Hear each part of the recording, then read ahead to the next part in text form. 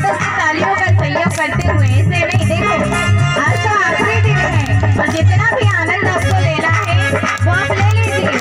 फिर जो इस साल का गया, इसलिए थोड़ा हाथों को उठाते और ताली बजाते यारी यारी यारी यारी यारी यारी यारी यारी सबसे प्यारी सावरी सावरे रतिया से अपनी पुरानी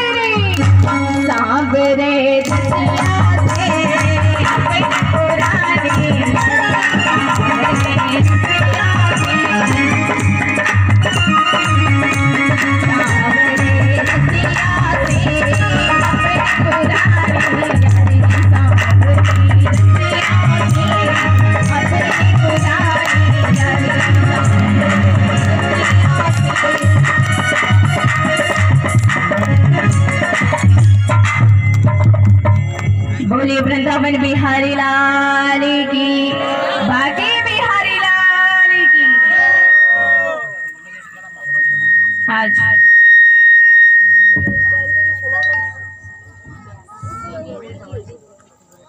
हमारी कथा का सप्तम दिवस कल भगवान द्वारिकाधीश और रुक्मिणी मैया का बड़ा अच्छा सुंदर सा विवाह उत्सव हमने यहाँ पर मनाया। कल बड़ा आनंद आया। और आइए अब आगे की कथा में प्रवेश करते हैं। अब आचार्य शुकदेव जी राजा परीक्षित से कहते हैं कि परीक्षित, यदि कोई व्यक्ति आगे बढ़ जाता है, उसके पास धन संपत्ति आ जाती है, तो उसके शत्रु भी उतने ही होते हैं। अब भगवान द्वारिका में रहने लगे, रुक्मिणी मैया को लेकर के आ गए द्वारिका में रहने लगे।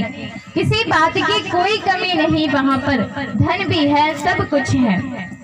लेकिन कहते हैं कि जिस व्यक्ति का पद बड़ा हो जाता है, जिसके पास धन संपत्ति ज्यादा होती है, वो व्यक्ति जितना ज्यादा ऊपर उठेगा, उसके शत्रु भी उतने ही होते हैं।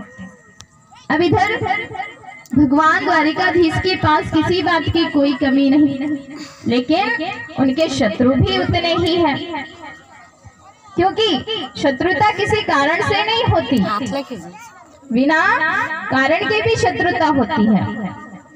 यदि व्यक्ति पहले 200 रुपए के फ्लैट में रहता था, अब इटालियन संगमरमर का बंगला अगर उसके यहाँ बन गया, तो ये भी एक शत्रुता का कारण है। व्यक्ति सोचता है कि पहले यहाँ गरीब था, अभी इतना ऊपर कैसे उठ गया, ये भी शत्रुता का कारण है। पहले हम 200 रुपए कमाते थे, आज करोड़ों रुपए का टर्नओवर हर महीने करते हैं, ये भी शत्रुता का कारण है। अब भगवान के शत्रुओं की कोई कमी नहीं। इधर थोड़ा समय व्यतीत हुआ। आचार्य शुकदेव जी महाराज राजा परीक्षित से कहते हैं कि परीक्षित, रुक्मिणी ने एक पुत्र को जन्म दिया। उस पुत्र का नाम है प्रद्युम्न। प्रद्युम्न किसे कहते हैं? प्रकृष्टः धूमनः यस्य सः प्रद्युम्नः, जिसका कार्य ऊंचा हो, जिसकी प्रतिष्ठा ऊंची हो, उसे प्रद्युम्न कहते हैं। अब द्वारिकाधीश भगवान के शत्रुओं की कमी नहीं। अब जैसे ही प्रद्युम्न ने जन्म लिया, एक सम्भ्रासुर नाम का राक्षस प्रद्युम्न को उठा करके ले गया और ऊपर आकाश में से नीचे जो समुद्र था, उसमें जाकर के उस प्रद्युम्न जो छोटा सा बच्चा था कन्हैया का, उसको जाकर के फेंक दिया। अब जाकर के फेंका तो उस बालक को मछली निकल गई।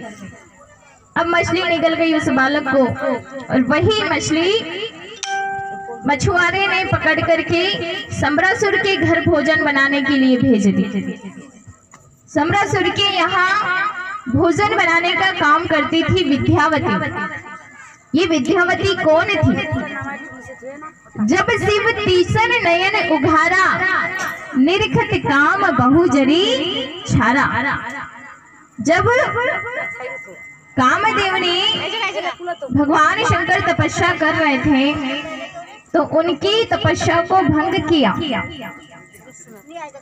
तब रति, जब कामदेव ने भगवान शंकर की तपस्या को भंग किया, तो शंकर भगवान का तीसरा नेत्र खुला और कामदेव जल करके भस्म हो गया।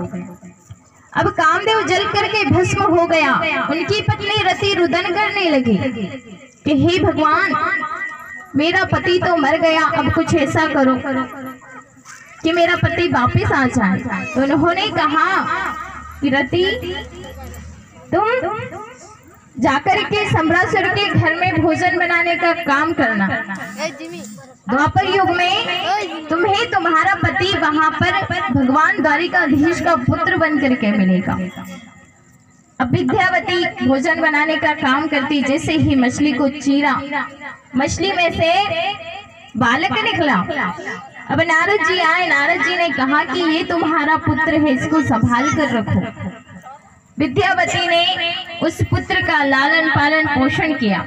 अब सम्रासुर को क्या पता कि कन्हैया का पुत्र था, लेकिन इधर आचार्य शुकदेव जी महाराज राजा परीक्षित से कहते हैं कि परीक्षित, जब तक सम्रासुर के यहाँ पर प्रद्युम्न जी रहे, छोटे से बालक को प्रसूति का गृह से जब लेकर के गया सम्रासुर, और जब बड़े होकर के आए तब तक भगवान के 16,107 विवाह और हो गए। इधर विद्यावती ने लालन पोषण किया, प्रद्युम्न जी बड़े हुए और प्रद्युम्न जी और सम्रासुर का युद्ध हुआ। युद्ध में सम्रासुर मारा गया और प्रद्युम्न अपनी पत्नी विद्यावती को लेकर के वापस द्वारिका में आ गया। अब पता चला कि पिताजी के 16,107 विवाह और हो गए। तो भगवान का पहला विवाह हुआ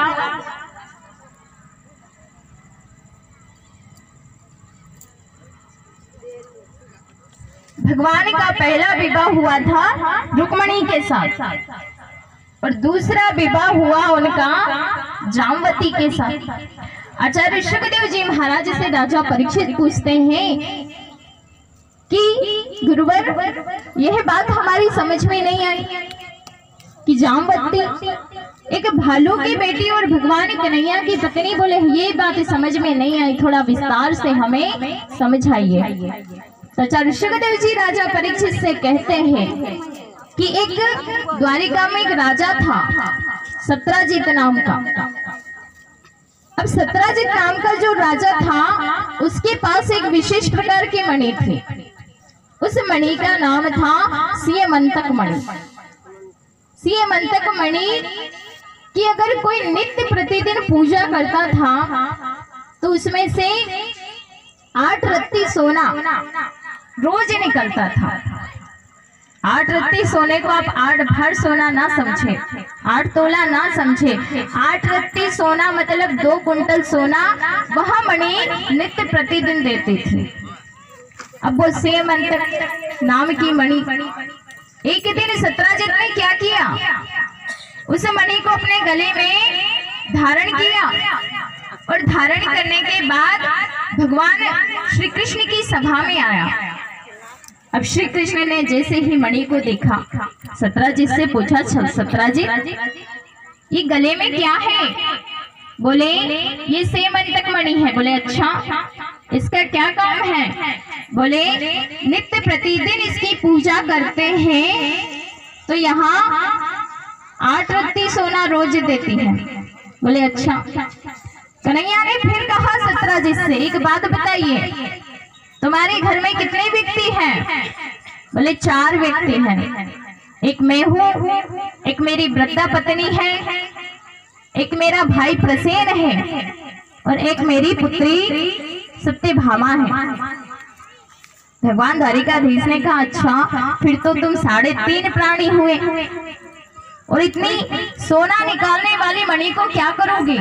बोले यहाँ मणि हमारे राज्य कोष में जमा कर दो। अब कन्हैया ने कहा, तो सत्राजित ने कहा नहीं नहीं, यह मणि हमारी है, हम इसे जमा नहीं कर सकते थे।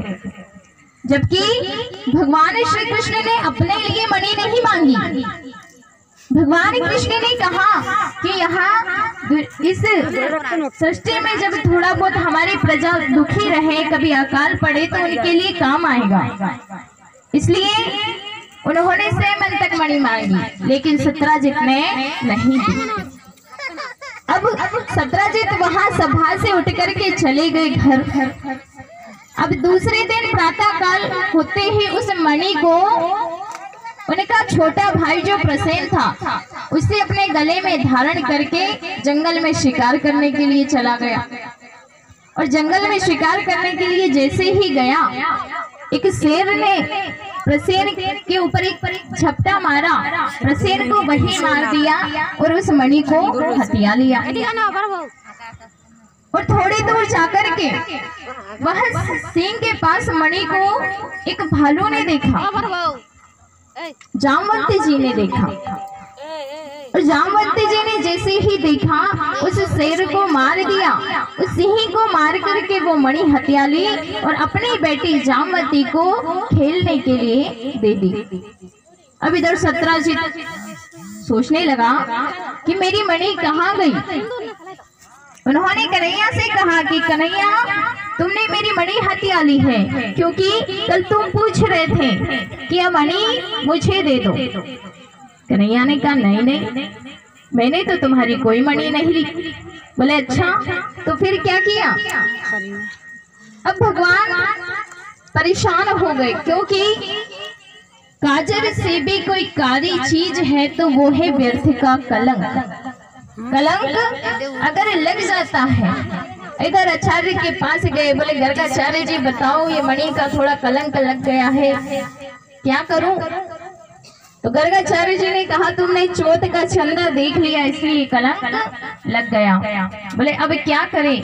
तो भगवान कन्हैया ने कुछ सखाओं को साथ लिया, बलराम जी को साथ लिया और उस जंगल में गए जहां पर प्रसेन मरा हुआ मिला था। अब जहां पर प्रसेन मरा हुआ मिला था वहां पर सिंह के पैर के निशान थे। उस सिंह के पैर के निशान को देखते देखते जहां पर सिंह पड़ा हुआ था वहां भालू का पैर के निशान थे, और जहां भालू के पैर के निशान थे वहीं पर उस निशान को देखते देखते एक गुफा में चले गए। अब गुफा में अंदर जाकर देखा तो जामवंत जी बैठे हुए थे। जैसे ही भगवान अंदर गए, जामवंती जी ने अपना गदा उठाया और भगवान से लड़ने लगे। भगवान कृष्ण और जामवंती जी में युद्ध छिड़ गया। दोनों इतना लड़े,